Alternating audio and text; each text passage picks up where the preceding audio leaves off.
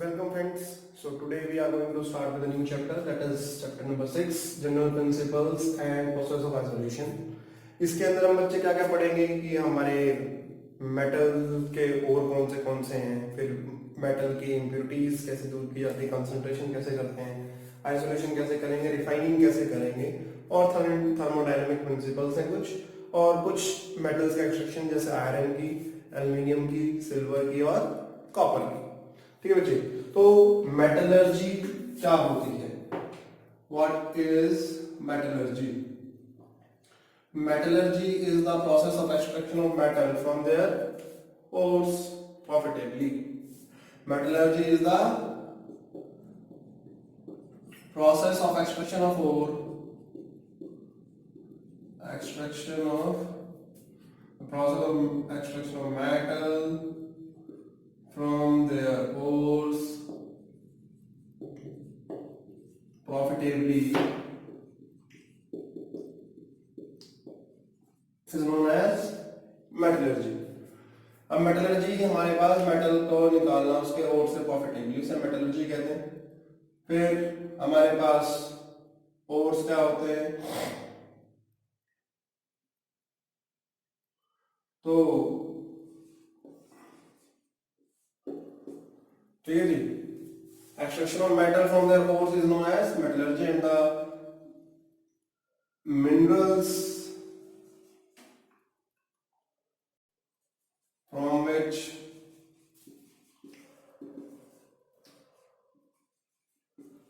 metal can be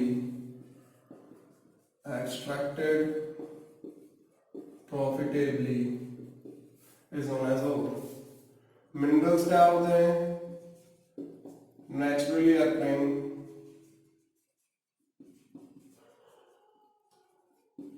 substance in the earth crust. Earth crust के अंदर जो हमें सब्सटेंस मिलते हैं उसे हम क्या कहते हैं? मिनरल्स कहते हैं। फिर गैंग क्या होता है? Gangue is the impurity present in the ore. Impurity present in the ore is known as gangue. Flux,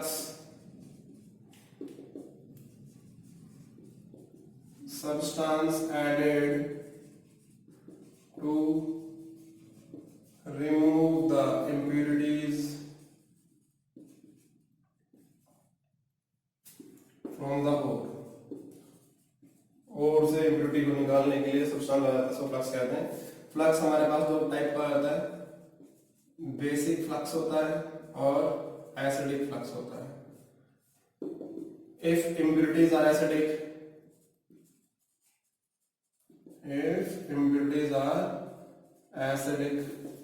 then basic flux is required.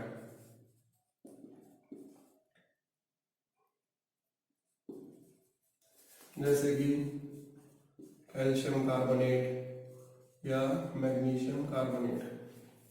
Acidic impurity कौन सी? जैसे SiO2, P2O5। और एसिडिक फ्लक्स कौन सा होगा? If impurities are basic, then acidic flux is required. Acidic flux जैसे हमारे पास silica हो गया। अब बेसिक इम्प्योरिटीज कैसे होंगी? जैसे Fe2O3 हो गया, FeO हो गया, इस तरह के ऑक्साइड होते हैं। ठीक है जी। अब gang plus flux is equal to slag. Slag is a fusible product formed when flux react with impurity, right? जैसे कि calcium oxide plus SiO2 gives CaSiO3, calcium silicate. ठीक है बच्चे। फिर इसके बाद हमारे पास आ जाता है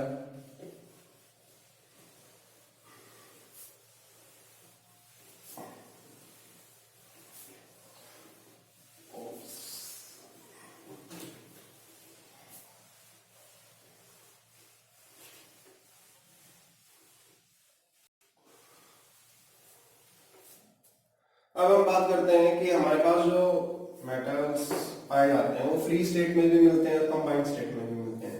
फ्री स्टेट में जैसे हमारे पास गोल्ड हो गया, कार्बन हो गया, राइट, ये फ्री स्टेट में मिलते हैं।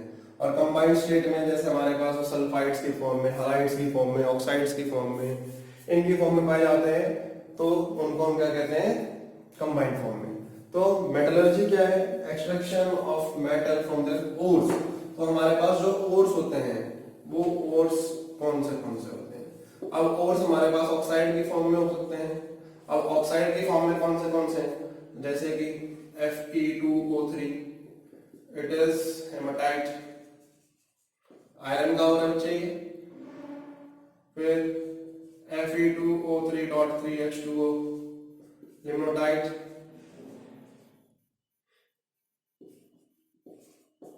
फिर Fe3O4, it is magnetite. Al2O3.2H2O, it is bauxite.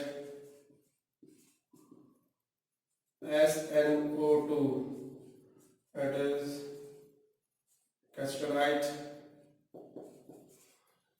इसको टिन स्टोन भी कह देते हैं, क्या कह देते हैं, टिन स्टोन। फिर MnO2, पाइरोसाइट, ये मैंगनीज का होता है। ZnO, zincite, TiO2, rutile, Cu2O, cuprous oxide जो होता है इसको हम क्यूप्राइट कहते हैं। क्या कहते हैं, क्यूप्राइट। सो ये हमारे पास ओर्स हैं किसके, ऑक्साइड के। ऐसे ही हमारे पास और किसके होते हैं, हमारे पास हलाइड्स के हो सकते हैं।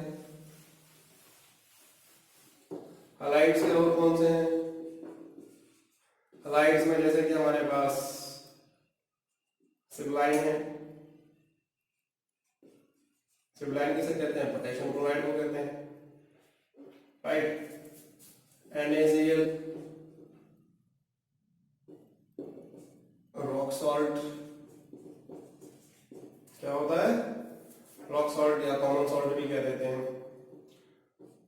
KCl.MgCl2.6H2O, कर्नलाइट, क्या होता है, कर्नलाइट क्या होता है, CF2 परस्पर, या फ्लोराइड भी कह देते हैं इसे हम।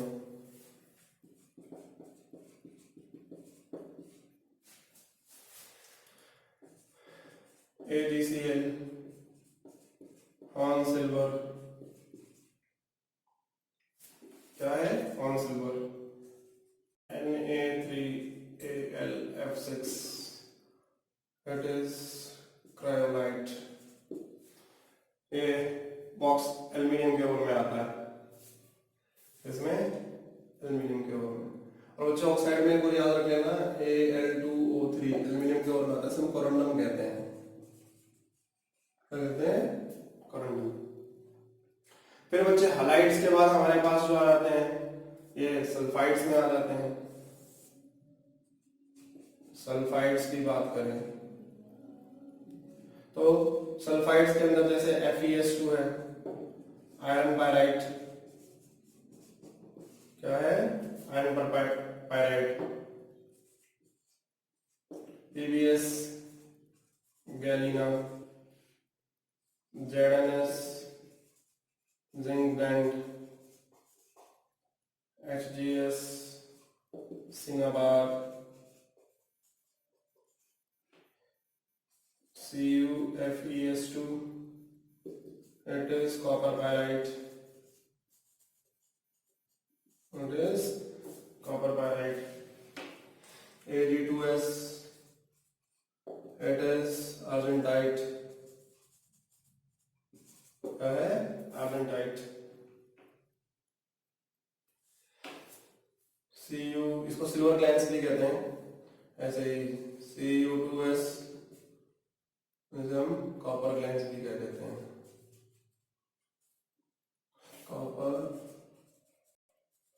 माइनस। ठीक है बच्चे। सो हलाइड्स भी है हमारे पास, सल्फाइड्स भी हैं, इससे पहले हमने ऑक्साइड्स किया। ऐसे ही हमारे पास कार्बोनेट्स भी आते हैं। क्या आते हैं? कार्बोनेट्स।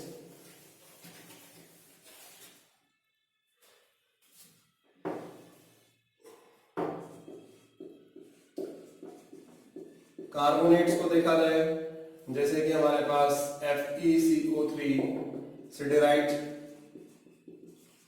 क्या है? Siderite, MgCO3 magnesite, ZnCO3 calamine.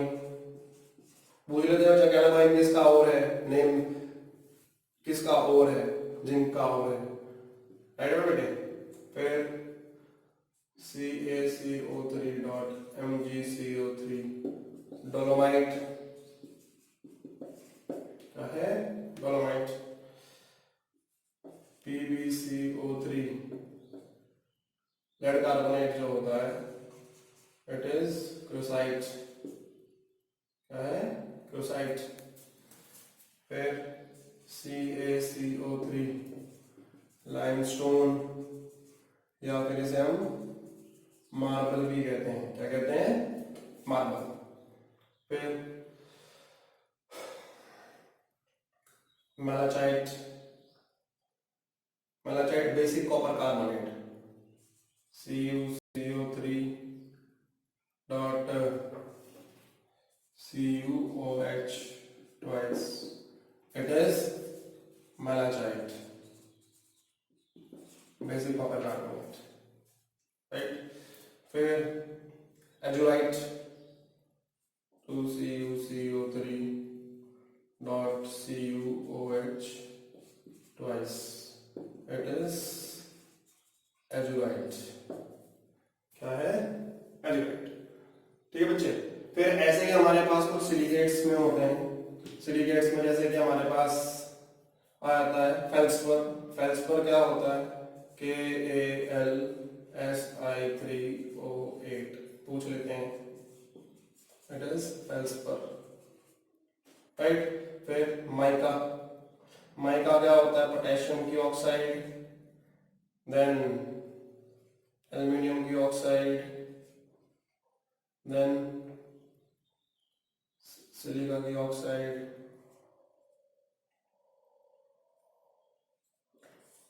This is mica, right. फिर कुछ हमारे पास सल्फेट्स के फॉर्म में भी हो जाते हैं, जैसे कि जिप्सम है, CaSO4.2H2O, जिप्सम, राइट। फिर बेरियम सल्फेट, बेराइट, क्या हो जाते हैं? बेराइट। फिर हमारे पास क्या कहते हैं? एप्सम सॉल्ट आ जाता है, MgSO4.7H2O, एप्सम सॉल्ट, एप्सोनाइट भी कह देते हैं। ठीक है बच्चे। So these are the various ores which we are going to study about. ये हमसे पूछ लेते हैं, कंपटीशन में पूछ लेते हैं कि भाई बताइए डोलोमाइट क्या है, उसका फॉर्मूला क्या है, कैलामाइन, या फिर पेपर में पूछा कैलामाइन का, कैलामाइन किसका और है। ठीक है बच्चों, तो नोट डाउन कर लो इसे।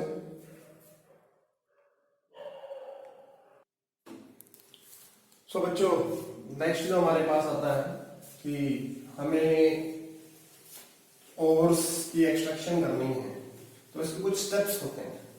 सो वो स्टेप्स क्या है? What are the steps? पहला क्या आता है? क्रशिंग और ग्राइंडिंग द ओर, राइट। फिर उसके बाद कंसंट्रेशन ऑफ द ओर,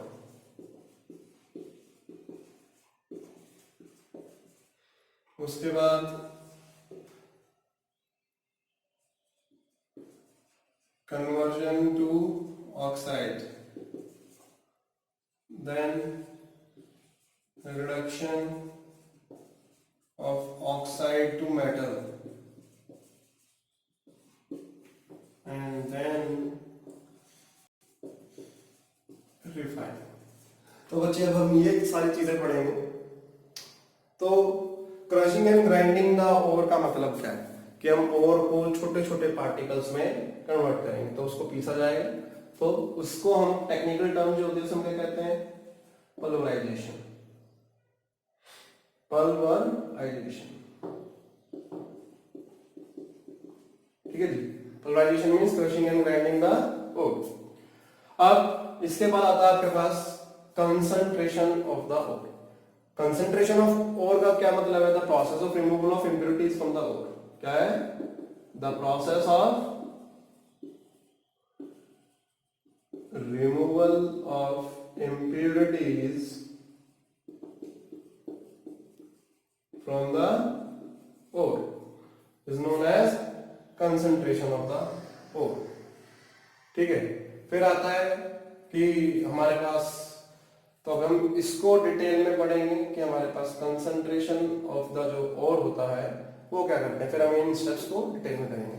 तो कंसंट्रेशन ऑफ द ओर जो है, इसके लिए दूसरी टर्म कौन सी होती है, तो इसको हम क्या कहते हैं, बेनिफेक्शन भी कहते हैं।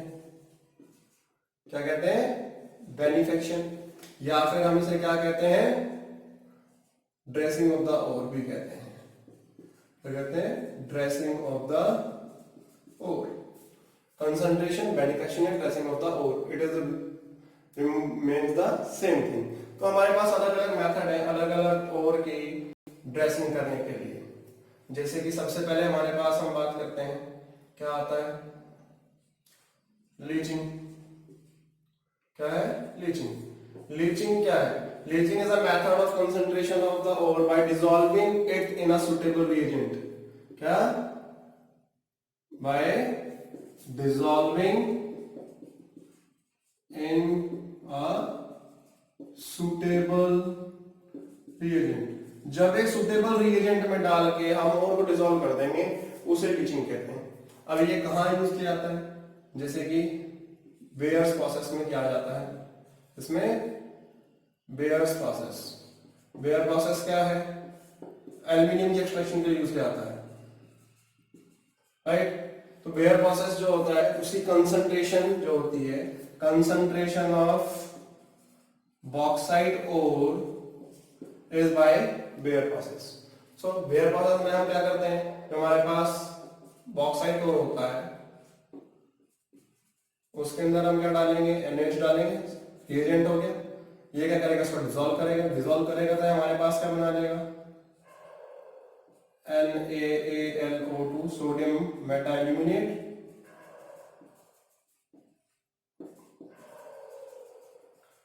Sodium metaaluminate plus water. और ये जो है 150 डिग्री सेल्सियस पे किया जाता है।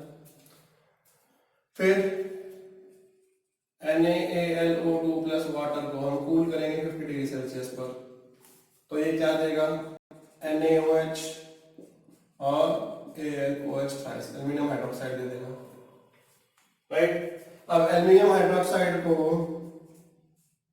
हम हीट करेंगे 1000 डिग्री सेल्सियस पर, तो ये Al2O3 प्लस H2O देगा, तो हमारे पास मेटल की ऑक्साइड आ जाएगी, राइट।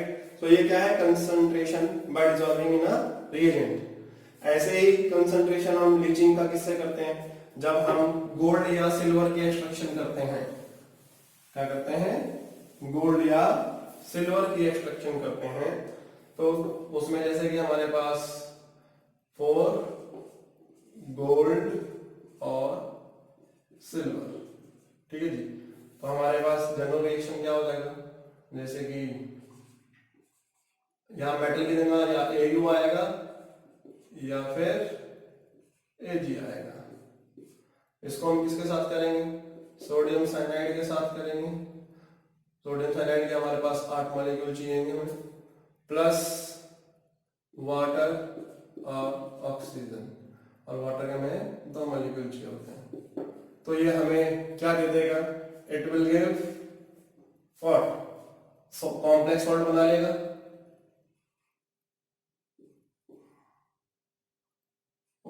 सोडियम मेटल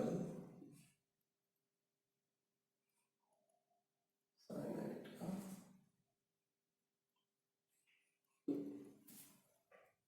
टू, ठीक है,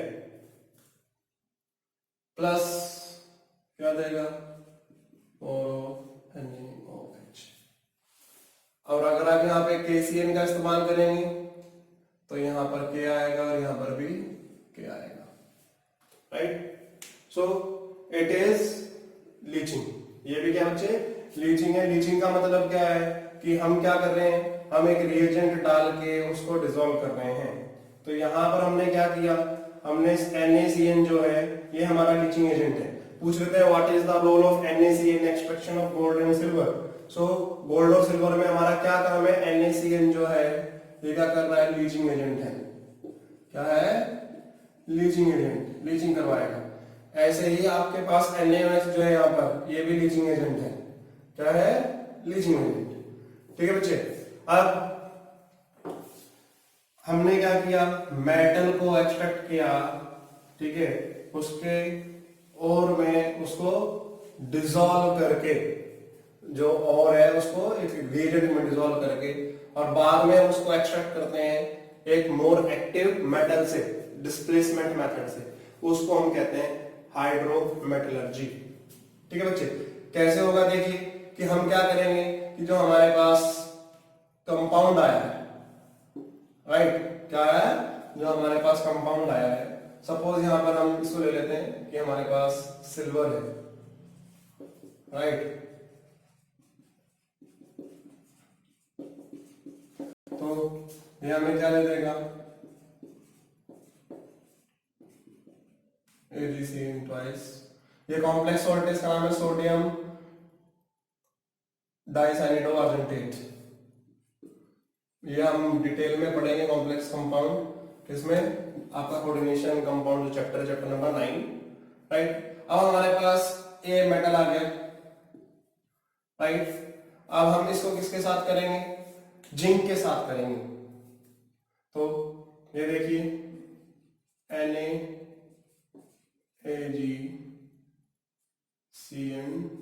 twice, it is treated with zinc. Zinc is more active metal, तो डिस्प्लेसमेंट मेथड से करेगा इसको, इसमें से क्या कर लेगा, सिल्वर बाहर आ जाएगा और हमारे पास क्या बन जाएगा, सोडियम टेट्रासाइनिडो जिंकेट।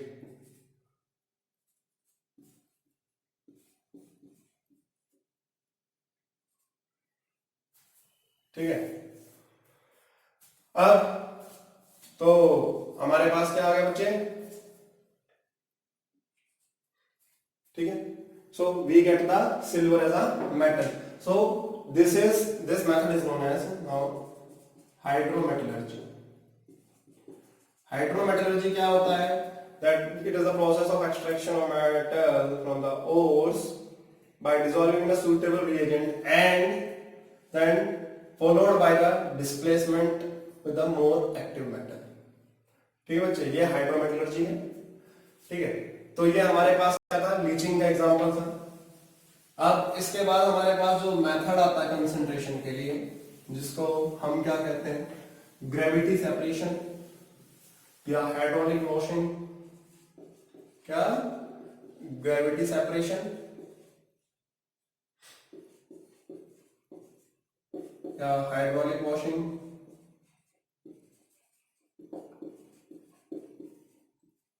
या फिर लेविगेशन।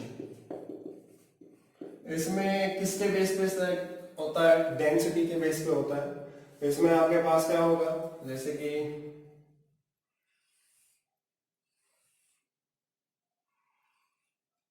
यहां से पानी का छोड़ दिया जाएगा, इस तरह से यहां से वाटर का स्प्रे किया जाएगा। तो इसमें जो है क्या होगा, जो हैवियर और पार्टिकल्स हैं वो आपके यहीं पे बैठ जाएंगे और जो लाइटर इम्प्योरिटीज हैं वो आपकी बाहर चली जाती हैं। ठीक है, it is used for haematite, Fe2O3।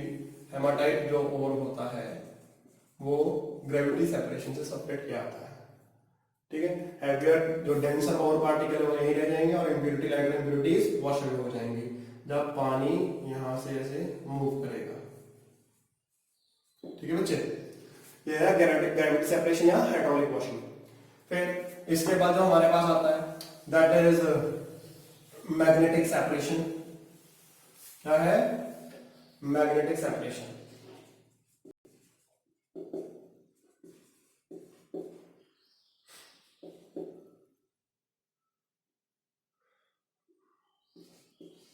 तो मैग्नेटिक सेपरेशन में क्या किया जाएगा कि हमारे पास क्या होता है, रोलर होगा, राइट, और यहां से हम और को डालेंगे। ये मैग्नेटिक रोलर है। क्या है? Magnetic roller. अब यहां से और डाल दिया, बेल्ट जो है मूव करेगी और आएगा, और जो मैग्नेटिक सब्सटेंस है वो तो इसको रोलर को चिपक जाएगा और वो यहां पर ढेरी बना देगा एक, जबकि नॉन मैग्नेटिक यहां आ जाएगा। नॉन मैग्नेटिक तो यहां आएगा और मैग्नेटिक और यहां आ जाएगा, क्योंकि ये मैग्नेटिक और यहाँ पे क्यों आएगा? क्योंकि रोलर को चिपक गया था। अब यहां से अगेंस्ट ग्रेविटी होल्ड नहीं कर सकता, यहाँ पे दूसरी ढेरी आ जाएगी। तो मैग्नेटिक और नॉन मैग्नेटिक को सेपरेट कर लेते हैं। इसमें हमारे पास मैग्नेटाइट आ जाता है Fe3O4, फिर FeOCr2O3 क्रोमाइटोर। ठीक है जी, ये क्या हमारे पास मैग्नेटाइट। फिर MnO2 पैरेलसाइड जो और होता है, right.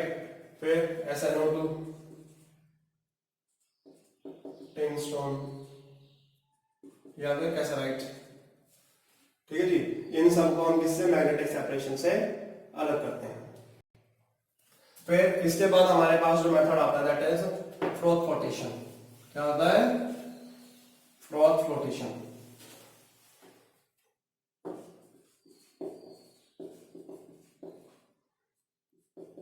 Froth flotation is a method to concentrate the sulphide ores.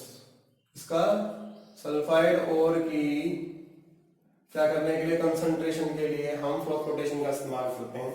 It works on the principle, में पिछले चैप्टर में आपको सरफेस टेंशन आता है। It works on the principle of adsorption. इसमें एडसॉर्प्शन के प्रिंसिपल पे काम करता है। इट कौन सा? Preferential wettability. ठीक है जी,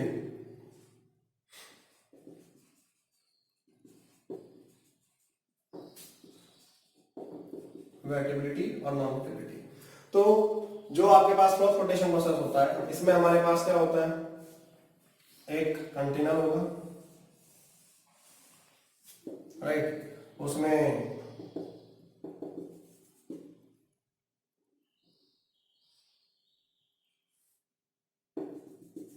यहां पर हमारे पास लिक्विड है और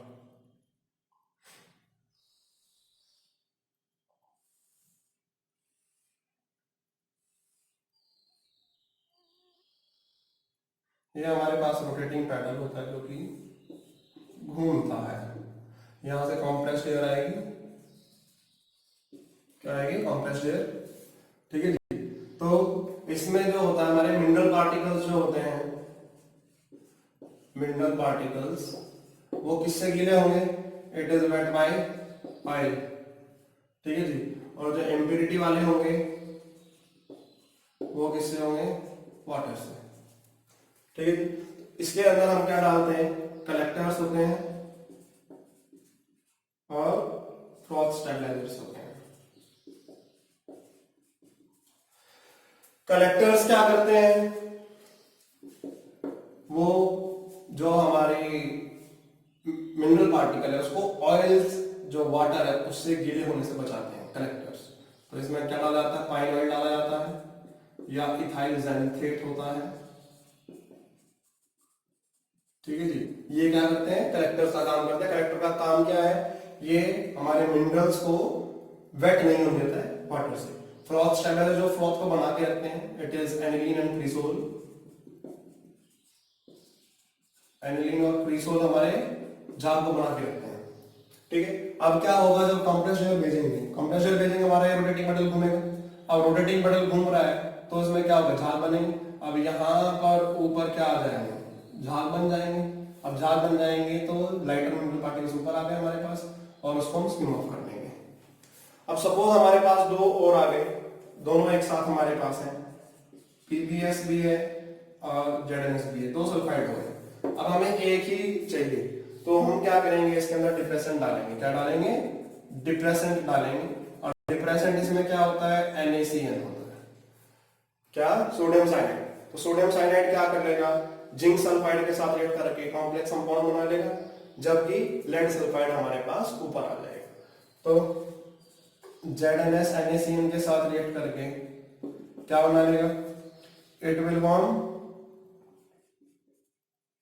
Na2 ZnCN, राइट। ये कॉम्प्लेक्स कंपाउंड बना लेता है, राइट। कौन, सोडियम साइनाइड के साथ, राइट। ठीक है, इसमें Na2S भी जो है हमारे पास वो भी बाहर हो जाता है। ठीक है बच्चे, सो ये हमारे पास मेथड थे क्या करने के, कंसंट्रेशन ऑफ द ओ। अब हमने कंसंट्रेशन कर लिया, तो कंसंट्रेशन करने के बाद हमारे पास अगला स्टेप क्या था, हमने उसको ऑक्साइड में कन्वर्ट करना था। अब ऑक्साइड में कन्वर्ट करना है तो हमारे पास क्या मेथड है, when we want to convert it into oxide, what we have to do, we have to do either roasting or calcination। ठीक है जी,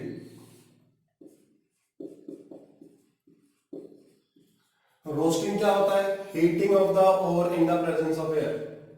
क्या होता है, heating of the ore in presence of air, और heating of ore in absence of air. Absence of air में करेंगे तो क्या करेंगे, उसको हम कैल्सिनेशन कहते हैं। जैसे कि अगर हम किसी भी मेटल सल्फाइड की रोस्टिंग करते हैं, MS4 metal sulphide, roasting in the presence of air to give metal oxide and sulphur dioxide. जैसे जिंक सल्फाइड है, हम ऑक्सीजन के साथ करेंगे, जिंक ऑक्साइड देगा प्लस सल्फर डाइऑक्साइड देगा। जैसे आयरन ऑक्सीजन के साथ करेंगे तो Fe2O3 प्लस SO2 दे देगा। ये हमारे पास रोस्टिंग है। ये मोस्टली सल्फाइड ओर्स के लिए की जाती है, इसके लिए सल्फाइड ओर्स के लिए, और ये मोस्टली कार्बोनेट ओर्स के लिए की जाती है। बट जरूरी नहीं है आपको, क्योंकि एब्सेंस में हीट करना है तो आप जैसे एल्यूमिनियम के हाइड्रोक्साइड को हीट कर देते हो एब्सेंस ऑफ एयर में, तो वो भी क्या है आपके पास, कैल्सिनेशन ही आ जाता है, राइट। अब किसी मेटल कार्बोनेट को अगर आप हीट करोगे तो वो क्या देगा आपको, मेटल ऑक्साइड और कार्बन डाइऑक्साइड देगा। बट ये कहां से कहां एप्लीकेबल होगा, कैल्शियम से कॉपर तक एक्टिविटी सीरीज में। सोडियम और पोटेशियम के कार्बोनेट स्टेबल टू हीट होते हैं, उस पर कोई असर नहीं पड़ता है। और इससे नीचे अगर आपके पास आ जाएंगे तो metal plus oxygen plus carbon dioxide, ये कहां से होगा, Hg और Ag के लिए। ठीक है बच्चे, तो ये हमने क्या कर दिया, रोस्टिंग या फिर कैल्सिनेशन करके हमने हमारे पास मेटल ऑक्साइड्स में लेकर आ गए। अब मेटल ऑक्साइड में आ गया, उसके बाद हम क्या करेंगे, उसको रिडक्शन करनी है। अब पॉइंट टू बी नोटेड कि हमारे जो रिडक्शन करवानी होती है वो अलग अलग एलिमेंट के लिए अलग अलग है। जैसे हमारे पास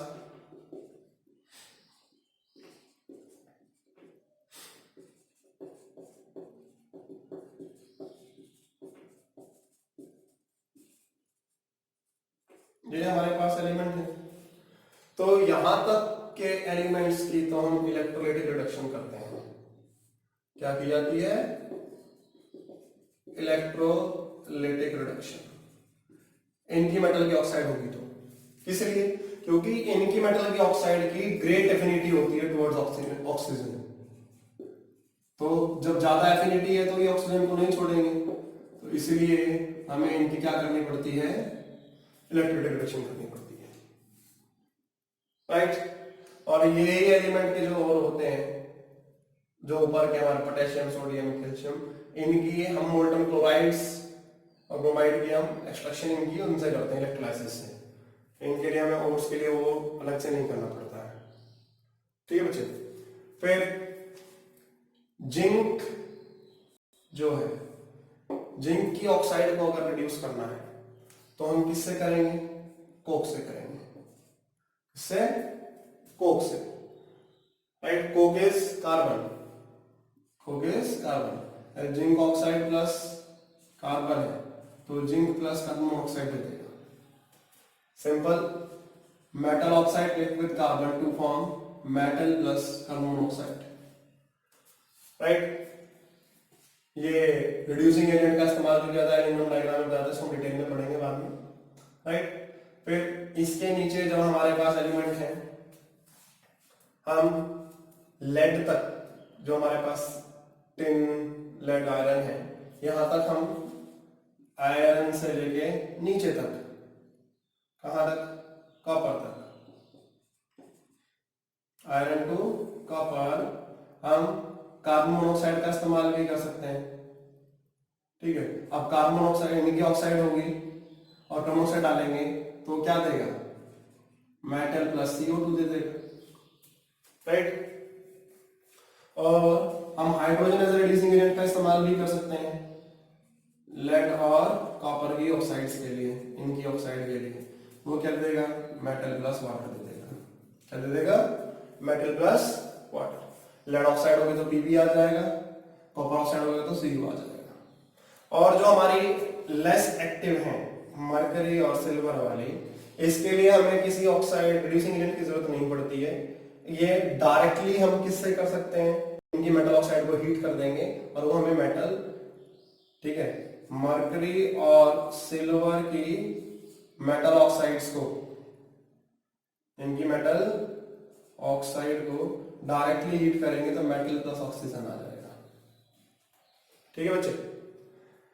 अब जब भी हम किसी रिड्यूसिंग एजेंट को डाल के, वी आर हीटिंग, क्या, we are heating the oxide with a reducing agent such as coke, the process of extraction of the metal is known as pyrometallurgy.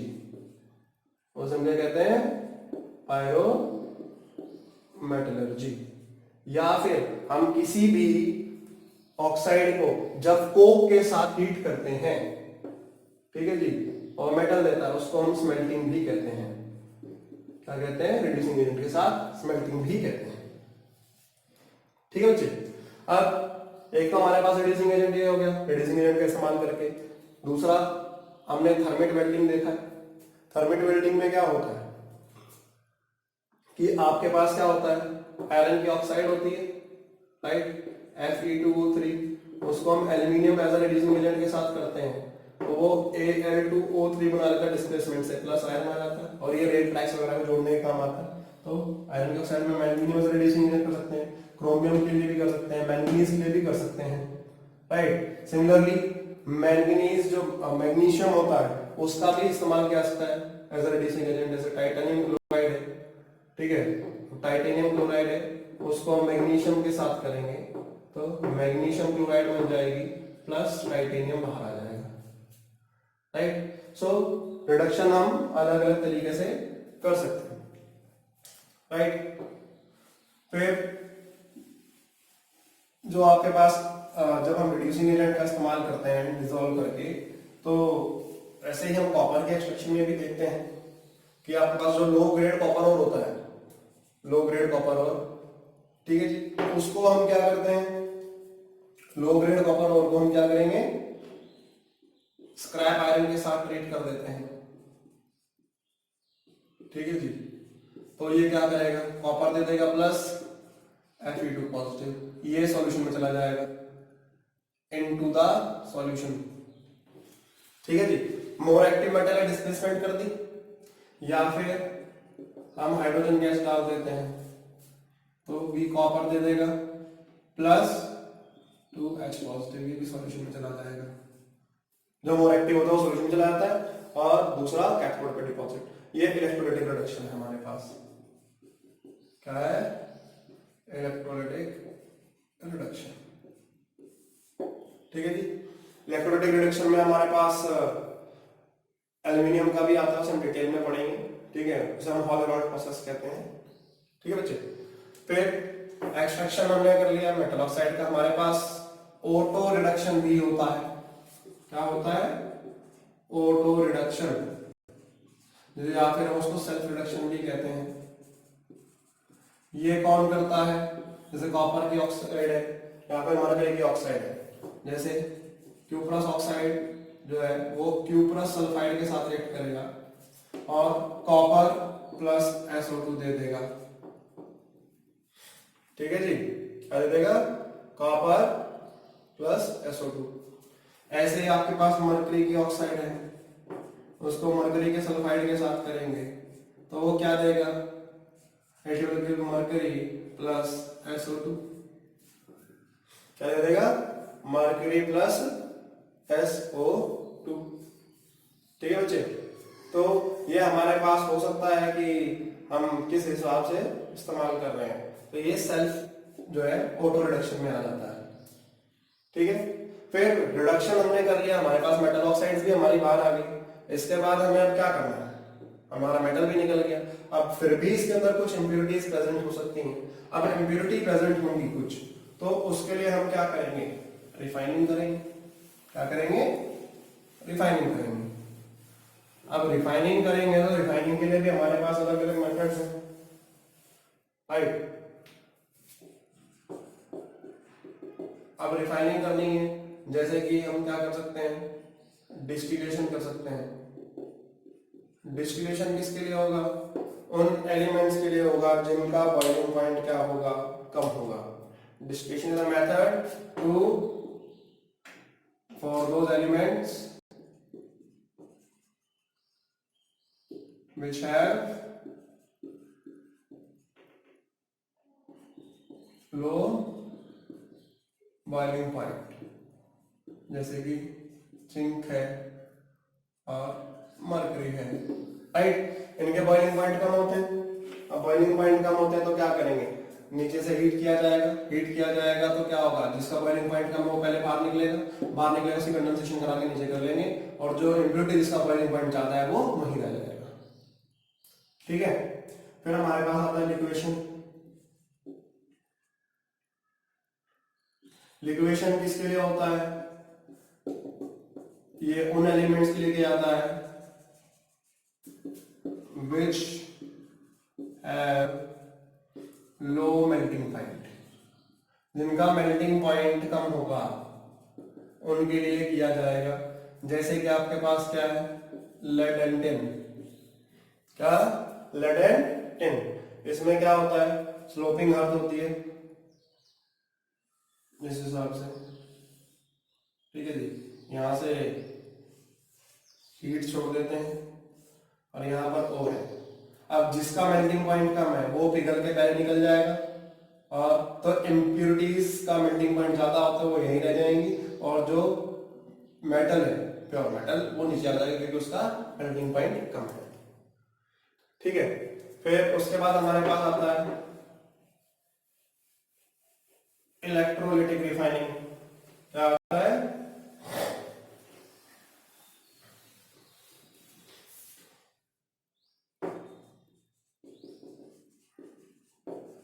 Electrolytic refining. Electrolytic refining में क्या होता है कि हमारे पास क्या होते हैं? इलेक्ट्रोड्स होते हैं दो। ठीक है जी। और दोनों इलेक्ट्रोड किसके होते हैं? जिस मेटल की हम रिफाइनिंग कर रहे हैं। Two electrodes of the same metal. ठीक है जी। इम्प्योर मेटल का तो क्या होगा? एनोड होगा। प्योर मेटल का क्या होगा? कैथोड होगा। क्या होगा? प्योर मेटल का कैथोड होगा। ठीक है जी। और उसी मेटल का हमारे पास क्या होगा? इलेक्ट्रोलाइट होगा। राइट। सो जैसे कि हम कॉपर की इलेक्ट्रोलाइटिक रिफाइनिंग करते हैं, किसकी? कॉपर की इलेक्ट्रोलाइटिक रिफाइनिंग। तो हमारे पास एट कैथोड रिएक्शन जो होगा और एट एनोड जो रिएक्शन होगा, तो जैसे Cu2 पॉजिटिव, ये 2 इलेक्ट्रॉन गेन करके क्या बना लेगा? Cu। और एनोड पर क्या होगा? ऑक्सीडेशन होगी, वो अपने 2 इलेक्ट्रॉन लूज करेगा और वो क्या बना लेगा? Cu2 positive. यहाँ पर कैथोड पर इलेक्ट्रॉन गेन किए और एनोड पर क्या किए? इलेक्ट्रॉन लूज किए। कैथोड पर तो कॉपर जाके डिपॉजिट हो जाएगा, ठीक है। और एनोड में क्या होता है कि जो हमारा एनोड होता है स्टार्टिंग में वो थिक होता है और कैथोड जो होता है हमारा थिन होता है। तो जैसे जैसे इलेक्ट्रोलाइसिस होती है, इलेक्ट्रोलाइटिक रिफाइनिंग, तो क्या होगा? एनोड का साइज पतला होता जाएगा और कैथोड का बड़ा होता जाएगा, क्योंकि यहाँ से इलेक्ट्रॉन निकल के वहां डिपॉजिट होते चले जाते हैं और नीचे उसके इम्प्योरिटीज बैठ जाती हैं, जिसे हम क्या कहते हैं? Anode mud. ठीक है जी। एनोड मड क्या होता है? Impurities settling below the anode. ठीक है जी। एनोड मड में हमारे पास जैसे कॉपर की है, तो हमारे पास कॉपर के लिए हमारे पास कौन से आती हैं? सल्फर की आ जाती है, ठीक है। एंटीमनी की आ जाती है, सिलीरियम की आ जाती है, टेलीरियम की आ जाती है, फिर गोल्ड की आ जाती है, प्लेटिनम की आ जाती है, सिल्वर की आ जाती है। ये एनोड मड होती है जो नीचे बैठ जाती है।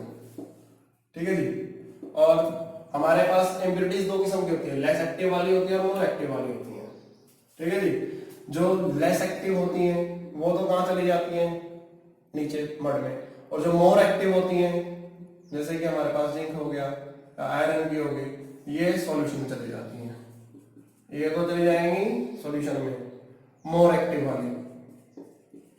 ठीक है। और जो लेस एक्टिव वाली होती हैं, लेस एक्टिव वाली कहां जाती हैं? एनोड में आ जाती हैं। ठीक है। तो जनरल रिएक्शन रिफाइनिंग के लिए क्या होगा? कैथोड पर हम क्या लिखेंगे?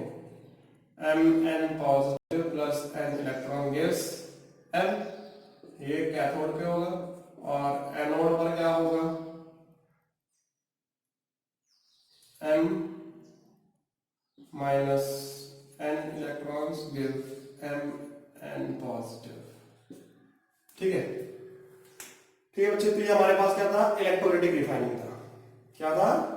Electrolytic refining. फिर इसके बाद जो हमारे पास आता है, ये यहां तक के जो रिफाइनिंग वाले मेथड है ये 10th में है, इसके आगे 10th में नहीं है, 12th में आ जाते हैं। राइट। सो इसके बाद हमारे पास जो रिफाइनिंग के मेथड्स आ जाते हैं, जैसे कि पोलिंग। पोलिंग उनके लिए इस्तेमाल किया जाता है जिसमें अपनी ही ऑक्साइड्स की इंप्योरिटी प्रेजेंट होती है। ठीक है जी। जैसे क्यूप्रस ऑक्साइड और क्यूप्रस सल्फाइड हो गया। ठीक है। It is method to separate refining of those metal which have the impurities of its own. उसकी खुद की ऑक्साइड्स की उसमें इंप्योरिटी प्रेजेंट हो जाती है, उसकी रिफाइनिंग के लिए हम पोलिंग का इस्तेमाल करते हैं। ठीक है। कुपिलेशन किसके लिए होता है? कुपिलेशन उनके लिए होता है जब हमारे पास वोलाटाइल ऑक्साइड्स होती हैं अदर मेटल की। ठीक है जी। तो हम कुपिलेशन का इस्तेमाल करते हैं। ठीक है। फिर हमारे पास आ जाता है क्या? Zone refining.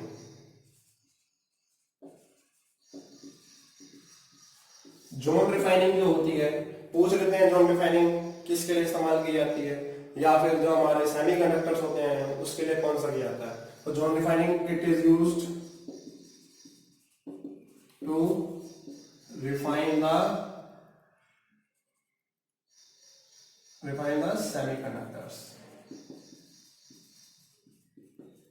जैसे कि सिलिकॉन है, जर्मेनियम है, इनके एक्सट्रैक्शन के लिए हम जोन रिफाइनिंग का इस्तेमाल करते हैं। तो जोन रिफाइनिंग में होता क्या है? जोन रिफाइनिंग में हमारे पास क्या होता है कि जोन रिफाइनिंग किस प्रिंसिपल पे काम करता है कि impurities are more soluble in the melt than in solid state. क्या इसका प्रिंसिपल क्या है कि impurities are more soluble in melt than to solid state. तो इसमें हमारे पास क्या होता है, मोबाइल हीटर्स वगैरह होते हैं, ठीक है। तो मोबाइल हीटर क्या करता है, तो इसमें जैसे हमारे पास ये नीचे रोलर होते हैं,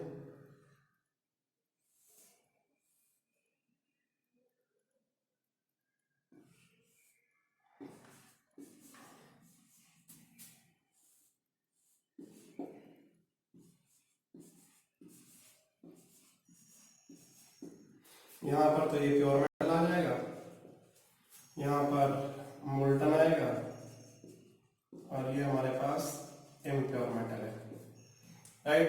तो इसमें क्या होता है, मोबाइल हीटर जो है वो इस डायरेक्शन में मूव करते हैं, इस डायरेक्शन में मूव करेंगे तो प्योर मेटल तो इधर आता चला जाएगा और इम्प्योरिटीज इधर, और बाद में इम्प्योरिटीज एक जगह पर इकट्ठी हो जाती है, ठीक है जी। ये हमारे पास जोन रिफाइनिंग होता है। इसके बाद हमारे पास आता है वेपर फेज रिफाइनिंग। क्या आता है, वेपर फेज रिफाइनिंग।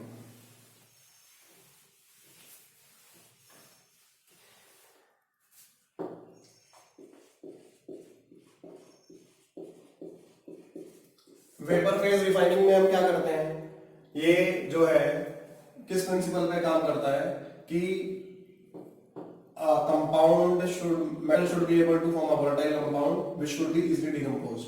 क्या प्रिंसिपल है कि metal should be able to form volatile compound which is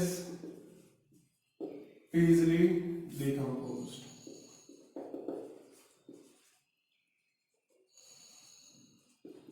ठीक है जी। तो एक वोलेटाइल कंपाउंड बना लेना चाहिए, उसके बाद वो क्या है, डिकम्पोज होना चाहिए।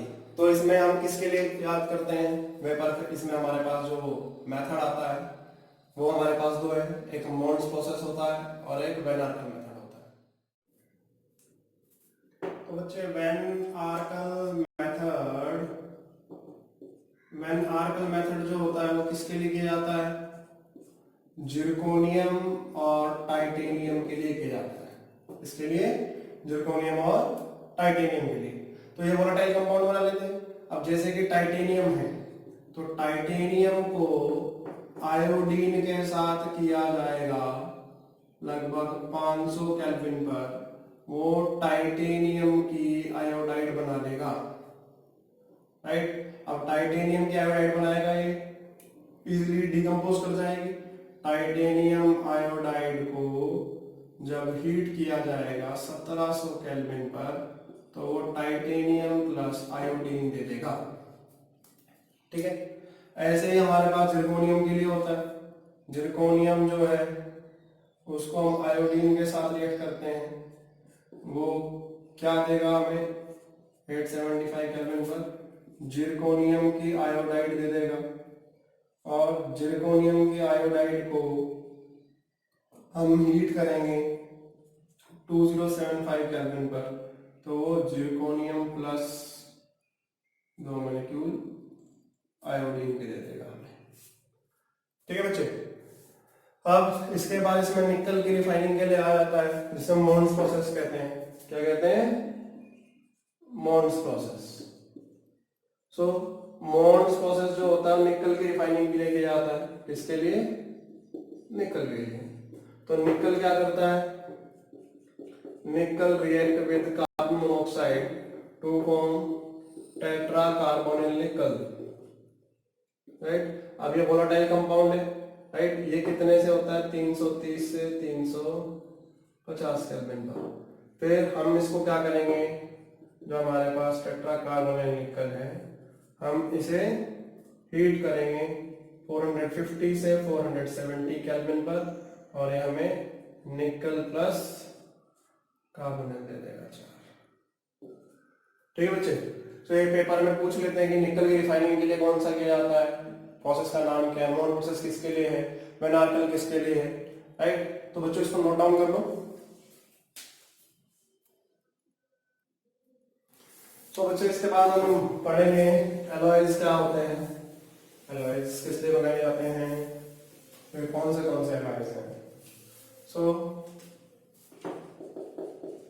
एलॉय क्या होता है? Alloy is a homogeneous mixture, it is a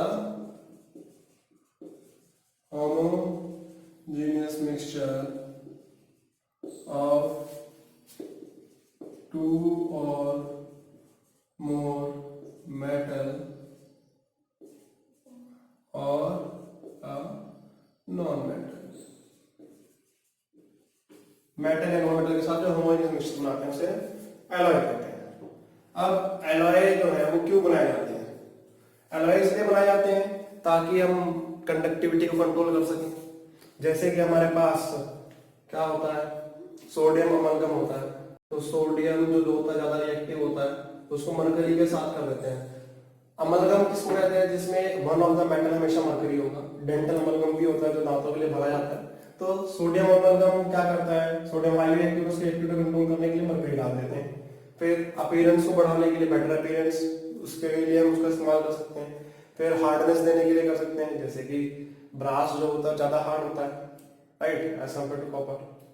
फिर क्या कहते हैं, बेटर कंडक्टिविटी के लिए, राइट, किसके लिए? बेटर कंडक्टिविटी के लिए, हार्डनेस के लिए। फिर क्या कहते हैं, जो आपके मेल्टिंग पॉइंट वगैरह होते हैं उसको कंट्रोल करने के लिए भी हम एलॉयज जो है वो बना लेते हैं, राइट। जैसे कि हमारे पास वेरियस एलॉयज हैं, उनका अलग अलग काम, राइट। जैसे हम पहले बात कर लेते हैं फ्यूजिबल एलॉय जो होता है। फ्यूजिबल एलॉय क्या होता है? फ्यूजिबल एलॉय इज एलॉय जिसका मेल्टिंग पॉइंट जो होता है वो 51 डिग्री से 260 डिग्री सेल्सियस के बीच में होता है। और वो किसका एलॉय होता है? बिस्मथ का, लेड का, टिन का और कैडमियम का, राइट। इसको हम वुड मेटल भी कहते हैं। क्या कहते हैं? वुड मेटल भी कहते हैं, ठीक है।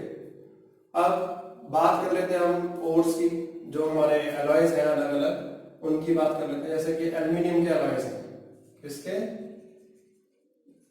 एल्यूमिनियम। एल्यूमिनियम के एलॉयज में हमारे पास कौन सा है? जैसे कि हमारे पास मैग्नीशियम है। मैग्नीशियम जो है वो किससे बनता है? उसकी कॉम्पोजिशन क्या है? मैग्नीशियम और एल्यूमिनियम। इसलिए बनाया जाता है भाई, लाइट इन नेचर होता है, फिर कोरोजन फ्री होता है, और ये एयरक्राफ्ट वगैरह के पार्ट्स जो होते हैं उनको बनाने का काम होता है। फिर हमारे पास होता है ड्यूरेलामीन। ड्यूरेलामीन जो होता है वो किससे बना है? हमारे पास मैग्नीशियम है, मैंगनीज है, एल्यूमिनियम है और कॉपर है, राइट। ये भी किसलिए बनाया जाता है? लाइट इन वेट होता है, ठीक है, कोरोजन फ्री होता है और हार्डनेस ज्यादा होती है, और ये क्या एरोप्लेन के पार्ट्स बनाने के लिए काम आता है, ठीक है। फिर एल निको जो होता है ये एल्यूमिनियम, निकल और कोबाल्ट, ठीक है जी। ये क्या बनाने के काम आता है? मैग्नेट्स बनाने के काम आता है। क्या बनाने के काम आता है? मैग्नेट्स, ठीक है जी। इसकी भी खास बात क्या है? हल्का होता है, कोरोजन फ्री होता है, रस्ट नहीं लगता, ठीक है जी। फिर हम बात कर लेते हैं किसके एलॉय जो होते हैं, किसके? आयरन के एलॉय की बात करते हैं। अब आयरन के एलॉय देखा जाए तो आयरन के एलॉय बहुत सारे हैं। जैसे कि सबसे पहले हमारे पास स्टेनलेस स्टील आता है। क्या आता है? Stainless steel. स्टेनलेस स्टील क्या है? वो स्टील होती है जिसमें क्या कोरोड नहीं होता, रस्ट नहीं लगता, स्पॉटलेस होता है, ठीक है। अब ये किससे बनता है? आयरन, निकल, chromium and carbon, right. Bicycles के पार्ट, यूटेंसिल्स वगैरह जो है वो इससे बनाए जाते हैं, राइट। फिर आपके पास टंगस्टन स्टील आ जाता है। टंगस्टन स्टील में क्या होगा, आयरन होगा, कार्बन होगा और टंगस्टन होगा। क्या होगा, आयरन, कार्बन एंड टंगस्टन। ये कटिंग इंस्ट्रूमेंट्स बनाने के लिए, कटिंग ब्लेड्स वगैरह जो होते हैं वो बनाने के लिए आता है। या क्रोम स्टील्स भी होता है, वो भी इसी के काम आता है। ठीक है, फिर हमारे पास निकल स्टील होता है। निकल स्टील जो होगा वो आयरन, कार्बन और निकल से बनेगा। ये इलेक्ट्रिकल वायर्स वगैरह बनाने के काम आता है। ठीक है जी, क्या, इलेक्ट्रिकल वायर्स वगैरह बनाने के काम आता है। फिर ऑटोमोबाइल के पार्ट्स भी बन जाते हैं इससे।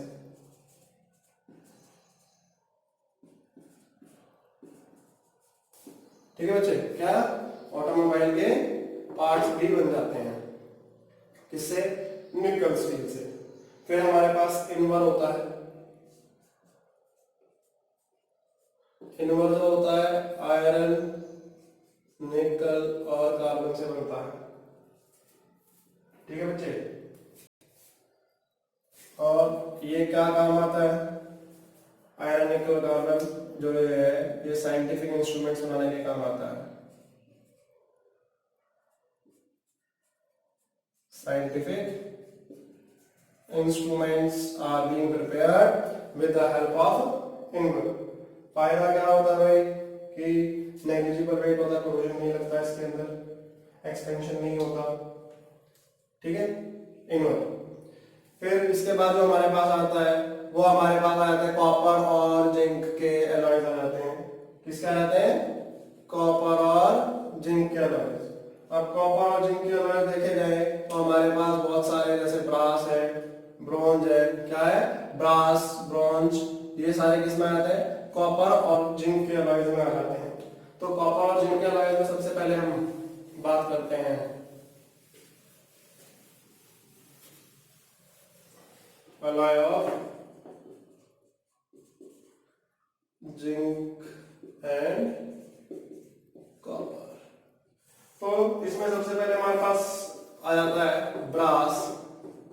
ब्रास जो होता है वो किससे बनता है, कॉपर और जिंक।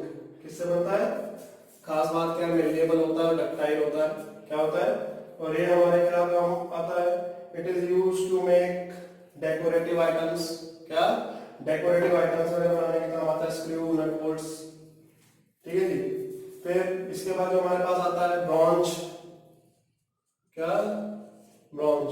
ब्रॉन्ज जो होता है वो किसमें, उसमें क्या होता है, कॉपर होता है, टिन होता है और हल्का फुल्का जिंक भी होता है। ठीक है बच्चे, ये हमारे स्टैचूज वगैरह बनाने के काम आता है, बर्तन भी बनाने के काम आता है। ठीक है, फिर इसके बाद हमारे पास जर्मन सिल्वर आता है। क्या, जर्मन सिल्वर, नाम के लिए जर्मन सिल्वर है, इसमें सिल्वर नहीं होता है, इसमें सिल्वर नहीं होता है। इसके अंदर क्या होता है, कॉपर होता है, जिंक होता है और निकल होता है। क्या होता है, कॉपर, जिंक और निकल। ठीक है बच्चे, इसकी भी खास बात क्या, रेजिस्टेंस फ्री होता है। ठीक है, मेल्टेबल होता है। और ये जर्मन सिल्वर जो है कहाँ इस्तेमाल किया जाता है, डेकोरेटिव पर्पस के लिए इस्तेमाल किया जाता है। डेकोरेटिव आइटम्स जो होते हैं उनको बनाने के काम आता है। ठीक है, फिर हमारे पास आता है बेल मेटल। क्या होता है, बेल मेटल। बेल मेटल जो है वो कॉपर और जिंक का एलॉय है। किसका है, कॉपर और जिंक, कॉपर और टिन का एलॉय है। ठीक है बच्चे, ये हमारे जो बेल्स होते हैं, कॉन्स होते हैं, घटी घंटियों के, वो बनाने के काम आता है। ये समोरस होता है। ठीक है जी। फिर हमारे पास आता है गन मेटल। गन मेटल जो है ये अलॉय है कॉपर का, जिंक का, लेड का और टिन का। कॉपर, लेड, जिंक और टिन। ठीक है जी। ये बुलेट की जो शेल्स वगैरह होती है वो बनाने के काम आता है। हार्ड होता है। ठीक है बच्चे, इज इट ओके। फिर लेड के एलॉय आते हैं हमारे पास। लेड के एलॉयज कौन से होते हैं जिसमें लेड का इस्तेमाल किया जाता है मेजॉरिटी एलिमेंट के लिए। अब जैसे कि सोल्डर है, क्या है सोल्डर, ये लेड और टिन से बनता है, ये फ्यूज वायर वगैरह बनाने के लिए इलेक्ट्रिकल उसमें इस्तेमाल किया जाता है, ठीक है। इसका लो मेल्टिंग पॉइंट होता है, क्या होता है, low melting point and high tensile strength. फिर टाइप मेटल, टाइप मेटल जो होता है इसकी खास बात क्या है, कास्टिंग के काम आता है और ये क्या करता है, इट एक्सपेंड्स ऑन कूलिंग। क्या करता है, इट एक्सपेंड्स ऑन कूलिंग। इसका मेल्टिंग पॉइंट जो होता है वो कम होता है, ठीक है जी। और ये लेड और टिन और एंटीमनी से बनता है, लेड टिन और एंटीमनी। और ये कहाँ इस्तेमाल किया जाता है, प्रिंटिंग पर्पस के लिए इस्तेमाल किया जाता है, ठीक है बच्चे। सो that's all for the today's lecture.